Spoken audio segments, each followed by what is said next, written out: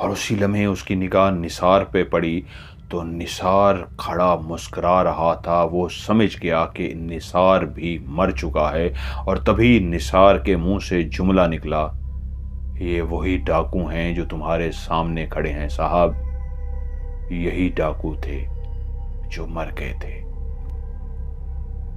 अब वो एकदम घबरा गया कि जिस थाने के अंदर वो मौजूद था, जिस थाने के अंदर उसने निसार के साथ टाइम गुजारा था, जो निसार उसके लिए खाना लेके आ रहा था, जो उसको रात को कह रहा था साहब बाहर मत निकलो अपने कमरे में रहो, वो निसार भी मुर्दा था।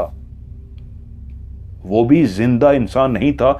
एक इंसान के लिए इससे ज्यादा कपकपाहट क्या हो सकती है, घबराहट क्या हो सकती है। उसके रोंगटे खड़े थे, उसकी वजूद की कपकपाहट बताती थी कि वो बेहोश हो के गिर पड़ेगा, लेकिन वो जानता था अगर बेहोश हो गया तो यहां से उसकी मदद करने वाला कोई नहीं आएगा। इस वीराने में, इस जंगल में मुझे अपने आप को संभालना है। दिल की धड़कन जितनी भी तेज थी, लेकिन वो फिर भी हिम्मत किए हुए था और उन सबको चुप करके देखता रहा। वो सब मुस्कुरा रहे थे और तभी वो निसार से मुखातिब हुआ। तो निसार, वो जो बिल्डिंग जिसके अंदर मैंने कल और आज सारा दिन गुजारा है, तो वो क्या था? अभी जाते हुए आप नज़ारा कर लेना, ये निसार के अल्फाज थे कि अभी जाते हुए आप नज़ारा कर लेना। तो वो निसार से गिड़गिड़ाने वाले अंदाज में बोला, निसार तुम भी इसी महकमे में रहे हो। उसकी आवाज कपकपा रही थी। मैं नहीं जानता कि तुम क्यों आग का शिकार हुए। जो मुझे बताया है एसएचओ तो उनसे मिला हुआ था। मैं तुम्हें नहीं जानता तुम क्यों शिकार हुए। एक मेहरबानी कर दो, मेरा तो कोई कसूर नहीं है। मैं तो जिंदगी में पहली दफा इस महकमे में आया हूं, खौफे खुदा रखने वाला शख्स हूं। मुझे जाने दो, मुझे जाने दो। मेरे ऊपर बहुत सी जिम्मेदारियां हैं जिनको पूरा करने के लिए मैं निकला हूं। मुझे जाने दो। तो निसार ने उन सब की तरफ देखा, वो जो हंस रहे थे। तो निसार उनसे बोला, खामोश। तो सारे चुप से हो गए और निसार उससे बोला, साहिब इस गांव से रात का घुप अंधेरा फैलने से पहले पहले कोई अगर जा सका है तो वो बच गया है। अगर अंधेरा फुल फैल गया और रात काली स्याह हो गई तो फिर तुम भी हम जैसे हो जाओगे। तुम्हारी आत्मा भी यहां भटकती रहेगी और इंतजार करेगी किसी नए मेहमान का, कि कोई फिर नया मेहमान आए। अगर तुम चाहते हो कि तुम बच जाओ तो फिर रात होने से पहले पहले भागना चाहते हो, यहां से भागो। और हां, जो थाना है उसी के बिल्कुल सामने एक जला हुआ दरख्त है, लेकिन आज भी कुछ उसकी लकड़ियां वहीं पे कायम और दायम हैं। अगर पहले वहां पे पहुंच जाते हो और उस दरख्त की लकड़ी को तोड़ के जला लेते हो तो वो आग जब तक बुझेगी नहीं, ये और इसके अलावा जितनी भी मखलूक है तुम्हारे करीब नहीं आएगी, क्योंकि ये गांव में सिर्फ ये लोग नहीं है, ये पूरा गांव जिन्नात से भरा हुआ है। वो आग, उसी लकड़ी की आग जलाए हुए जब तक तुम रास्ता देखते हुए आगे बढ़ते जाओगे तब तक तुम्हें कोई नुकसान नहीं होगा, जब तक तुम इस अंधेरे से पहले पहले एक खास रास्ता है उसको क्रॉस कर जाओगे तो समझो तुम जिंदा इंसान। और अगर उस रास्ते को क्रॉस ना कर सके, उससे पहले ही तुम वक्त से पहले ना पहुंच सके, तो तुम भी हम जैसे। वक्त जाय मत करो, तुम्हारे पास वक्त बहुत कम है, भागो यहां से। उसने जैसे ही कहा तो सबने एक जोरदार कहका लगाया और इम्तियाज कहता है मेरे अंदर जैसे एक जान सी आ गई कि मौका मिल रहा है, मैं भागूं। मैंने तेजी से दौड़ना शुरू कर दिया उसी रास्ते पे जिस रास्ते की तरफ से मैं आया था। दौड़ते दौड़ते दौड़ते मैं तेजी से दौड़ता हाँफता हुआ उस थाने तक तो पहुंच गया, लेकिन अब मैंने देखा वो बिल्डिंग तो बिल्कुल जली हुई थी। मैं जब आया था वो बिल्डिंग बिल्कुल ठीक थी, वो तो टूट फूट का शिकार एक भूत बंगला, एक टूटी फूटी इमारत थी जो जली हुई थी। और उसने सही कहा था। उस जली हुई बिल्डिंग के बिल्कुल सामने एक दरख्त मौजूद था जो आधा जल गया था, आधी लकड़ियां उसकी मौजूद थी। मैं भागते हुए गया, उसकी एक टहनी बड़ी मुश्किल से जोर लगा के मैंने तोड़ ली। और जैसे ही उसकी टहनी को मैंने तोड़ा तो उसी लम्हे इतनी तेज हवा चलनी शुरू हो गई कि मुझे लगा कि मैं इस हवा में आग नहीं लगा सकूंगा। मैं भागता हुआ अपने कमरे की तरफ गया कि ये देखने के लिए, क्योंकि मेरा वहां पे सामान पड़ा था, वहां पे एक लालटेन रखा हुआ था, बिजली वहां पे लालटेन ये लोग जलाते थे, तो मेरे जहन में वो लालटेन था। भागता हुआ मैं अंदर उस कमरे में गया तो मेरा सामान अब भी वहां पे मौजूद था। वो कमरा भी जला पड़ा था। उसके अंदर जो चारपाई पड़ी थी वो आधी जली हुई और आधी सलामत थी। मैंने चाहते ही एक कपड़ा उठाया और उसी लकड़ी के ऊपर जो तेज हवा चल रही थी उसको रोकने के लिए मैंने उसके ऊपर जल्दी से कपड़ा लपेटा और उसके ऊपर लालटेन से तेल निकाल के सारा उस कपड़े के ऊपर डाल दिया और जल्दी से उस आग को जला दिया।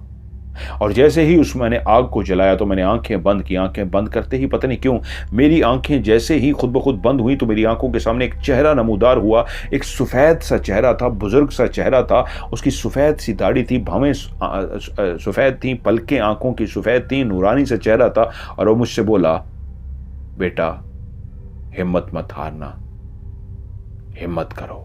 बस इतना सी मुझे झलक नजर आई, बेटा हिम्मत मत हारना, हिम्मत करो। और मैं ऐसी हिम्मत मेरे अंदर आ गई कि उस जले हुए थाने से मैं वो हाथ में एक लकड़ी जिसके आगे कपड़ा बंधा हुआ है और वो उसके ऊपर आग लगी हुई है, वो जलाता हुआ, वो जलती हुई लकड़ी के साथ मैं बाहर आ गया। अब मैं बाहर जैसे ही निकला हूं, मुझे वो जो कहां दूर जिनको मैं छोड़ आया था वो उस जली हुई बिल्डिंग के सामने फिर से इस अंदाज में खड़े थे जैसे अभी अभी उस बिल्डिंग से निकल के आए हों और खड़े हंस रहे थे और मुझसे कह रहे थे, भागो भागो।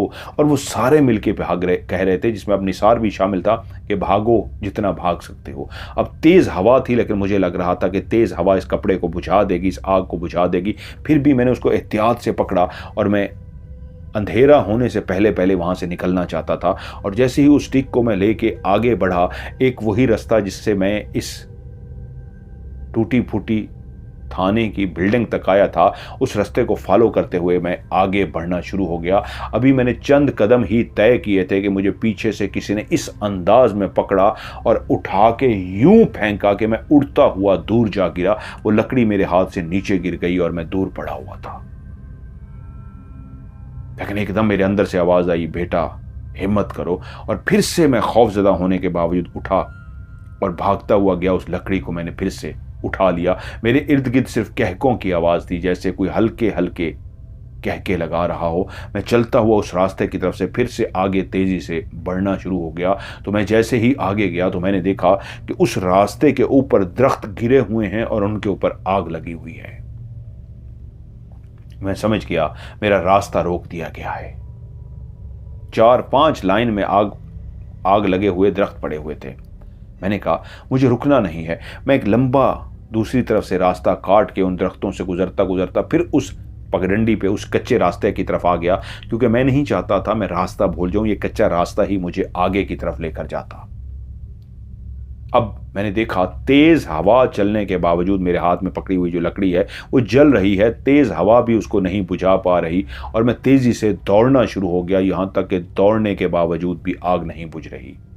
मैं काफी देर दौड़ता रहा कि सामने ही मुझे वही तांगा नजर आया जिसके ऊपर मैं बैठ के आया था। मैं इसे जैसे उम्मीद की किरण नजर आ गई कि अब मैं बच गया हूं। वो तांगा आ गया और वो तांगा को मैंने दूर से ही खड़े होकर रोकना शुरू कर दिया और वो चलते चलते मेरे करीब आया और मुझसे बोला, क्या हुआ? मैंने कहा मुझे फौरन ले चलो। वो पहला बोट बैठो। मैं जल्दी से पीछे बैठ गया। उसने तांगे को मोड़ा और भगाना शुरू कर दिया। मैं उसको कहता और तेज, वो और तेज भगाता गया, लेकिन तांगा चलते चलते चलते बिल्कुल उसी टूटी हुई बिल्डिंग के सामने तांगा पहुंच गया जहां पे वो खड़े अभी भी हंस रहे थे। वही सारे लोग निसार समेत, और तांगा मुझे वहीं ले गया था। जबकि मुझे याद है उसने तांगे को मोड़ा था, तांगे का रुख ही दूसरी तरफ था। कैसे मुझे ना समझ आती, क्योंकि अगर वो इसी रास्ते की तरफ वापस आता जहां से मैं भागता हुआ आया था तो उस रास्ते पे तो दरख्त पड़े हुए थे, कटे हुए दरख्त जिनको आग लगी हुई थी, तो हमारे तांगे के सामने तो कोई दरख्त नहीं आए थे। खैर, जब उसने तांगे को वहीं पे ला के खड़ा किया, उसी के सामने जो वही टूटी हुई इमारत थी, और वो तांगे को रोक के नीचे उतरा और उन्हीं लोगों के साथ जाकर खड़ा हो गया और जोर जोर से हंसना शुरू हो गया। मैं उसी लम्हे समझ गया था ये खुद इंसान नहीं है, और उसी वक्त मैंने फैसला किया कि मैं पीछे खड़े हुए तांगे पे बैठूं और तांगे को भगा कर ले जाऊं। मैंने जैसे ही पीछे मुड़ के देखा, पीछे कोई भी तांगा नहीं था, और फिर से मुड़ के उस शख्स की तरफ देखा जो तांगा चला के आया था। वो वहीं सामने खड़ा था और उन लोगों के साथ खड़ा मुस्कुरा रहा था। अब मेरे लिए इतना खौफनाक लम्हा था कि क्या आज मेरी जिंदगी की आखिरी रात है, क्योंकि मुझे कहा गया था कि एक हद है, उस हद को मैंने अबूर करना था। अगर हद को मैं अबूर ना करता तो मैं मारा जाता। अब मेरी जान निकल रही थी, वो अब हंस रहे थे और मुझे उनको अंदाजा हो गया था कि मैं हिम्मत हार चुका हूं। उसी लम्हे मेरी दरख्तों पे निगाह पड़ी तो दरख्तों पे इस अंदाज में जैसे कोई हर दरख्त पे हाथ में उसी अंदाज की लकड़ी पकड़ के बैठा हो जिस तरह मेरे हाथ के अंदर लकड़ी थी। अब मुझे याद आया, तांगे पे बैठते हुए मैंने तो वो लकड़ी भी फेंक दी थी। तो निसार के साथ खड़ा हुआ वो जो मोटा सा बंदा था हंसते हुए बोला, तू लकड़ी को सोच रहा है ना, वो तुझे नहीं बचा सकती, इसने तुझे गलत बताया है, वो लकड़ी भी तुझे नहीं बचा सकती। और वो सब हंसना शुरू हो गए। तो मैं समझ गया वो भी धोखा था। जिस लकड़ी को मैं समझ रहा था वो मुझे धोखा दिया गया है। तभी मैंने फैसला किया, अब मेरे पास एक ही रास्ता था कि अल्लाह का नाम लूं और भागूं, जितनी भाग सकता हूं भागूं। जिंदगी बचाने का यही हल था, क्योंकि जब इंसान को मौत नजर आनी शुरू हो जाए, वो शदीद खौफजदा हो जाता है, तो वो आखिरी दफ़ा हाथ पांव ज़रूर मारता है या फिर बेहोश हो जाता है। मैंने आखिरी दफ़ा हाथ पांव मारने का फैसला किया। मैं कुछ देर उनको घूरता रहा कि ये मेरा ख्वाब है, मेरा वहम है या मेरी हकीकत। तो मुझे दिल ने कहा, दिमाग ने कहा ये हकीकत है। और तभी मैंने आंखें बंद की और दिल में कहा, या अल्लाह मेरी मदद कर। मैं एकदम से मुड़ा और मैंने दौड़ना शुरू कर दिया। मैं दौड़ता रहा। पीछे ऐसी आवाज आ रही थी जैसे तेज आंधी चल रही हो। पीछे हंसने की आवाजें आ रही थी, मुझे पीछे रोशनियां भी नजर आ रही थी। कई दफा मुझे ऐसे महसूस हुआ भागते हुए जैसे कोई तेजी से तांगे को दौड़ाता हुआ आ रहा हो। मैंने पीछे नहीं देखा, मैं दौड़ता रहा, यहां तक कि एक लम्हा ऐसा आया, मेरे करीब से तांगा और तांगे पे बैठा हुआ वो शख्स तेजी से मेरे आगे से गुजर गए, मुझे क्रॉस करके आगे गुजर गए। मैंने फिर भी तवज्जो नहीं दी कि मुझे भागना है। मैं भागता कितनी देर मैं भागता रहा मुझे नहीं पता, कि मैं भागते एक जगह पे ऐसा जाके गिरा कि फिर मैं बेहोश हो गया। जब मेरी आंख खुली तो सुबह हो चुकी थी। एक सफेद लिबास पहने एक बुजुर्ग थे जिनकी सफेद दाढ़ी थी, और मैं उनको शायद कहीं देख चुका था, मुझे याद नहीं आ रहा था। उस लम्हे मुझे याद नहीं आया, क्योंकि ये वही बुजुर्ग थे जो मैंने आंखें बंद की थी और मुझे 1-2 सेकंड के लिए नजर आए थे कि बेटा भाग। और वो मेरे ऊपर झुके हुए थे और मुझे आवाजें दे रहे थे। मैंने जैसे आंखें खोली तो मैं डर के उठ गया। मुझसे बोले, क्या हुआ बेटा, क्या हुआ? तो मैं घबरा के उठ बैठा। मैं जमीन पे लेटा हुआ था, मेरा बैग जो मैं लेके गया था मेरे साथ ही रखा हुआ था। वो मुझसे बोले, सब खैरियत है, क्या हुआ है? मैं काफी देर हांगकांग की तरह बैठा रहा, कुछ समझ ना आए। जब मेरे बेहतर हुआ, उन्होंने मुझे पानी ला के दिया, तो मैंने उनको बताना शुरू किया कि मैंने अजीब सा कुछ हुआ है। और मैंने जब उनको एक तांगे वाले का बताया और थाने का सारा बताया, तो वो बोले, इसका मतलब है तुम उस गांव में चले गए थे जहां आज भी जिन्नात का बसेरा है, जहां आज भी मुर्दा लोग फिरते हैं। घबराओ मत, तुम महफूज हो। तुम्हारी मंजिल ये नहीं थी जहां तुम पहुंच गए थे, तुम्हें वहां पे वो लोग ले गए थे, लेकिन तुमने जिंदगी का इससे भी एक सबक सीखा है मेरा बेटा। जिंदगी को इसको सबक सीखना और याद रखना। अगर तुम्हारे अंदर ये उन्होंने सबक दिया था, कहते हैं मुझे, उन्होंने कहा था कि अगर तुम्हारे अंदर दूसरों का ख्याल है, किसी के लिए बुरा नहीं है, रिश्वत नहीं है, किसी के साथ 2 नंबरी नहीं है, तो कोई ताकत तुम्हें नुकसान नहीं पहुंचा सकती। अल्लाह से जुड़े हो ना तो जुड़े रहना। ये भी एक दुनिया है, एक और दुनिया, एक अलग दुनिया। किसी किसी को ये नज़ारे दुनिया दिखाती है, जो तुमने देखा है इससे भी खौफनाक दुनिया है। जो तुम देख के आ रहे हो ये इतनी खौफनाक नहीं है, इससे भी ज्यादा खौफनाक है। लेकिन जाओ मेरा बेटा, वो सामने तांगा खड़ा है, उस पर बैठ जाओ और तुम्हें तुम्हारे थाने ले जाएगा। मैं अब घबरा गया कि इस बाबे की बात पे भी यकीन करूं, लेकिन उनका नूरानी चेहरा था तो मैं कुछ देर उनको देखता रहा। वो बोले, नहीं बेटा, अब तुम महफूज हो, अब डरने की जरूरत नहीं, सुबह हो चुकी है। जब भी इस तरह की मखलूक से तुम्हारी मुलाकात होगी, समझ गए थे मेरी उस शकूक को, शक जो मैं कर रहा था कि जब भी तुम्हारी इस मखलूक से मुलाकात होगी वो रात के अंधेरे में होगी, सुबह को नहीं होगी। ये सुबह है, जाओ। फिर मैंने अपना बैग उठाया, चलता हुआ उस तांगे की तरफ गया और उसको बताया कि मैंने फलां उसकी तरफ जाना है। तो उसने कहा, बैठिए साहब। मैं बैठ गया और वो दूसरे रुख की तरफ मुझे लेकर चला गया। तो मुझे अंदाजा हुआ मैं तो उस रुख की तरफ गया था। तो मैंने ऐसे बातों बातों में टांगों वाले से पूछा कि वो रास्ता कहाँ को जाता है। उसने कहा, साहब वो एक ऐसे गांव को जाता है जो कभी आबाद था, लेकिन अब वहां कोई नहीं जानता, वो बंजर है। वहां पे एक सिर्फ जली हुई इमारत है और बहुत सारे लोगों ने वहां पे आत्माओं को देखा है, जिन्नों को देखा है। वहां पे भयानक मखलूक रहती है, वहां पे कोई भी नहीं रहता। और मैं चुप हो गया। खैर वो मुझे लेके एक ऐसे थाने में पहुंचा जो वाकई एक थाना था, जहाँ पे स्टाफ था, जहाँ पे लोग थे। मैं उनसे मिला और उन्होंने मुझे वेलकम किया और मैंने वहाँ पे अपनी ड्यूटी ज्वाइन की। काफ़ी टाइम मैं वहाँ पे रहा और ड्यूटी देता रहा और उसके बाद खैर मेरा वहाँ पे वापस तबादला भी हो गया। लेकिन मेरे दिमाग के अंदर वो नक्श होके रह गया था। और वो बुजुर्ग मुझे बाद में याद आए कि जब मैं कोठरी में खड़ा था और उसको आग लगा रहा था, तब मेरे अंदर हिम्मत दिलाने वाले वही बुजुर्ग थे जिन्होंने कहा था, बेटा डरो मत, हिम्मत करो। और वही बुजुर्ग जब मैं बेहोश पड़ा था रेलवे स्टेशन के करीब, मैं जाके गिरा था। मैं रात को कहाँ बेहोश हुआ था मुझे तो ये भी नहीं पता था। मैं भागते भागते कहाँ गिरा था, मुझे सांस चढ़ चुकी थी, मैं बहुत बेहोशी के करीब था कि मैं गिरा, बेहोश हो गया। अब वो बुजुर्ग मुझे उस स्टेशन तक उन्होंने पहुंचाया था, मैं खुद वहाँ पे जाके गिरा था, मुझे ये भी नहीं पता। ये याद है उन बुजुर्ग के जगाने पे, उन बुजुर्ग के बात करने पे मैं होश पे आया था।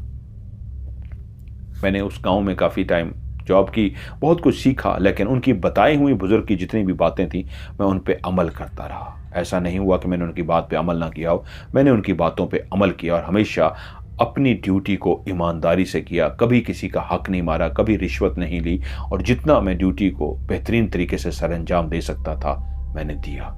और जिन्होंने कहानी भेजी है उन्होंने भी कहा है कि हमारे उस दोस्त ने वाकई बहादुरी के इतने कारनामे किए कि वो एक ईमानदार फर्ज शनास ऑफिसर रहा। उसके बाद उसकी तरक्की भी होती रही, लेकिन वो हमेशा ईमानदार और नेक रहा। उसने बाद में दाढ़ी रख ली थी और एक परहेजगार और मुत्तकी इंसान रहा, 5 वक्त का नमाजी।